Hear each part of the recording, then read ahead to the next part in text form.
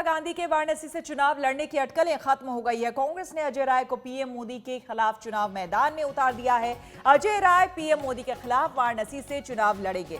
पहले खबरें थी कि पीएम मोदी के खिलाफ कांग्रेस प्रियंका को वाराणसी से मैदान में उतार सकती है, लेकिन अब इन अटकलों पर विराम लग गया है और अब अजय राय को चेहरा बनाया गया है। एक बार फिर से कांग्रेस ने विश्वास जताया और ये प्रियंका का रोड शो आप देख सकते हैं तस्वीरें। प्रियंका इस बीच रोड शो कर रही हैं झांसी में कांग्रेस महासचिव प्रियंका का रोड शो।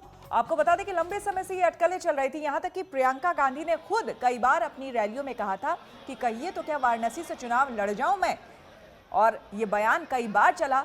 टेलीविजन पर भी, मीडिया में कई बार ये खबरें चली भी प्रियंका की, लेकिन ये भी फिर बात सामने आई कि अगर राहुल गांधी सहमति जताते हैं इस फैसले पर तो प्रियंका चुनावी मैदान में उतर सकती हैं प्रधानमंत्री के खिलाफ। लेकिन अब इन तमाम अटकलों पर या फिर जो भी बयान पहले दिए गए, इन तमाम बयानबाजी या फिर अटकलों पर विराम लग गया है और अब अजय राय को कैंडिडेट बनाया गया है। एक बार फिर से कांग्रेस ने विश्वास जताया है अजय राय पर, क्योंकि 2014 के चुनाव की अगर हम बात करें तो 2014 में तीसरे नंबर पर अजय राय वहां पर कांग्रेस के उम्मीदवार के तौर पर तीसरे नंबर पर थे। प्रधानमंत्री वहां से विजयी हुए थे, सांसद बने थे काशी से। काशी की जनता ने उन पर विश्वास जताया था। दूसरे नंबर पर आम आदमी पार्टी के प्रमुख अरविंद केजरीवाल और तीसरे नंबर पर थे अजय राय। हिमांशु मिश्रा हमारे साथ जुड़ गए हैं। हिमांशु, सवाल तो कई, लेकिन प्रमुख सवाल कि आखिर कांग्रेस को यह फैसला क्यों लेना पड़ा, जबकि प्रियंका खुद कई बार कई आयोजन पे कई मौकों पर बोल चुकी थी कि अगर कांग्रेस चाहे, राहुल चाहे तो वो चुनाव लड़ सकती हैं।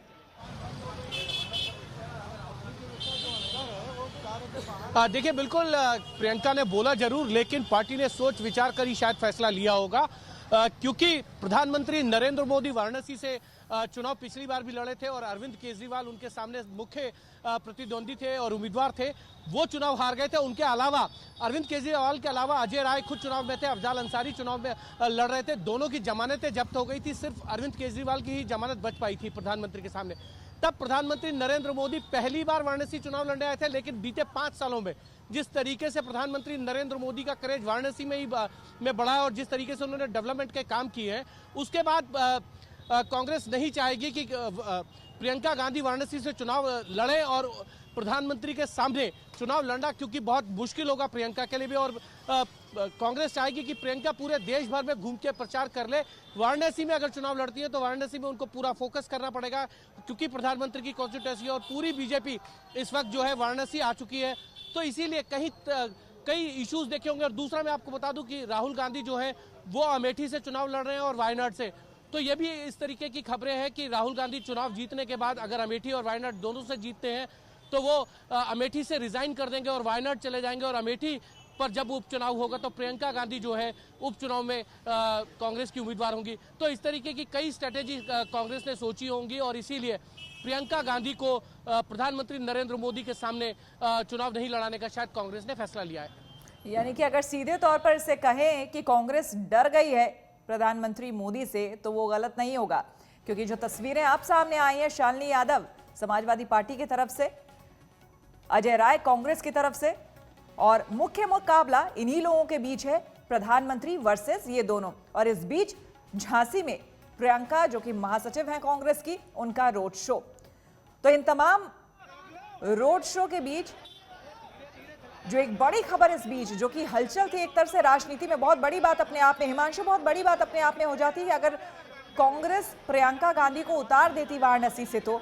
लेकिन कहीं ना कहीं ऐसा अब लग रहा है इस फैसले के बाद, अजय राय को उतारने के बाद, कि कहीं ना कहीं कांग्रेस जो है वो खुद अपने आप में कॉन्फिडेंट नहीं थी प्रियंका को लेकर। देखिए, बिल्कुल कॉन्फिडेंट नहीं होगी और इसीलिए शायद प्रियंका गांधी वो चेहरा है कांग्रेस के पास, कह सकते हैं कि वो तुरुप का इक्का था जिसको अभी तक कांग्रेस ने सामने नहीं लेके आया था। और अगर ऐसे में चुनाव लड़वाएं और प्रधानमंत्री के सामने चुनाव लड़के अगर प्रियंका गांधी हार जाएं तो इससे बड़ा कांग्रेस के लिए सेटबैक नहीं हो सकता था, क्योंकि प्रियंका गांधी अपना पहला चुनाव लड़ेंगी, गांधी परिवार से आती हैं और वो चुनाव हार जाए, तो इसी डर से शायद कांग्रेस ने यह फैसला लिया होगा।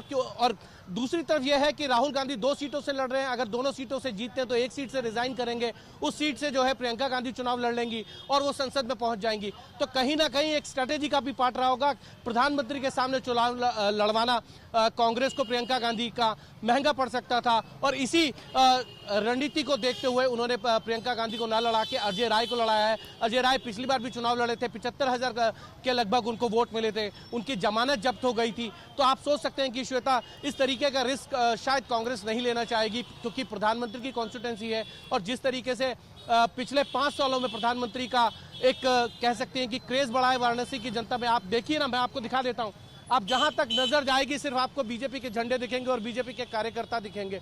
किसी से भी बात कीजिए, वो कहता है कि प्रधानमंत्री ने बहुत काम कर दिए हैं, जो बड़ी इलेक्ट्रिक केबल थी उनको अंडरग्राउंड कर दिया है, सफाई के ऊपर ध्यान है, ट्रैफिक के ऊपर ध्यान दिया जा रहा है, घाटों की सफाई हो रही है, मंदिरों के अंदर जो है उनका फिर से जो है रिकंस्ट्रक्शन हो रहे हैं। तो कहीं ना कहीं बहुत से काम प्रधानमंत्री ने किए हैं, उनको ध्यान में रखते हुए देखें तो वाराणसी के अंदर इस बार जो है और इस बीच जहां से हिमांशु वाराणसी की तस्वीर हमें दे रहे हैं और दिखा रहे हैं, इस बीच आप जो अपने टेलीविजन स्क्रीन पर देख रहे हैं, ये झांसी की तस्वीर है जहां पर प्रियंका रोड शो कर रही है। आप देख सकते हैं कि यहाँ पर हुजूम लोगों का, कार्यकर्ताओं का, उनके समर्थकों का। और इस बीच ये बड़ी खबर भी कि प्रियंका वाराणसी से चेहरा नहीं होंगी कांग्रेस का।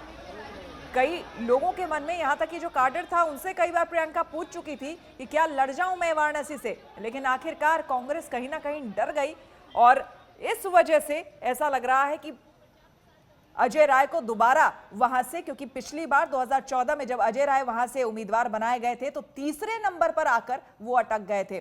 दूसरे नंबर पर अरविंद केजरीवाल थे। बीएसपी और एसपी के लोगों की तो जमानत तक जब्त हो गई थी। ऐसे में कांग्रेस के लिए ये सही नहीं होता। हालांकि कई बार प्रियंका ने इस बात को रखा भी लोगों के सामने, लेकिन उसके बावजूद कांग्रेस का आखिरी फैसला अजय राय।